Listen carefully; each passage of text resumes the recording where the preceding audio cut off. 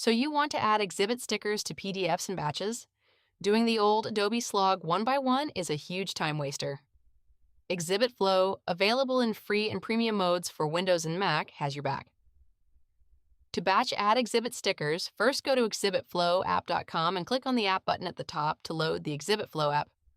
While the code runs in your browser, all document processing occurs locally on your computer. No documents are uploaded to the internet, so you can retain confidentiality. Next, choose your load mode and load your files.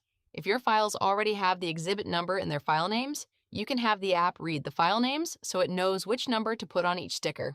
Alternatively, you can choose manual mode and the app will simply auto-increment the sticker numbers, for example, by counting up by 1. You can even reorder the files as needed to adjust the numbering. See.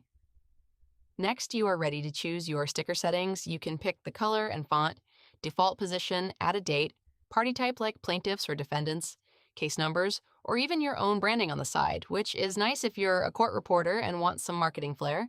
Really, make the sticker as fulsome or as simple as you like. And if you want to add pagination, you can do that too. Plus, if you want to add an exhibit number prefix to the file names, for example by add E and X, and the exhibit number at the start of each file name, you can select that at the bottom. And if you prefer to have the output as one merged PDF or separate PDFs, you have that and other options down here too. Next, we are ready to check sticker positioning. Just click Preview and you can flip through your exhibits to make sure that the stickers are the right size and in the right position.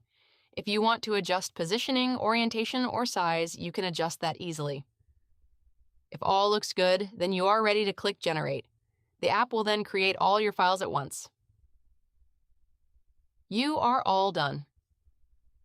That's just 3 steps. 1. Load your files. 2. Customize your stickers. 3. Check in Preview and tweak as needed. Easy, right? Now it's your turn. Go check it out.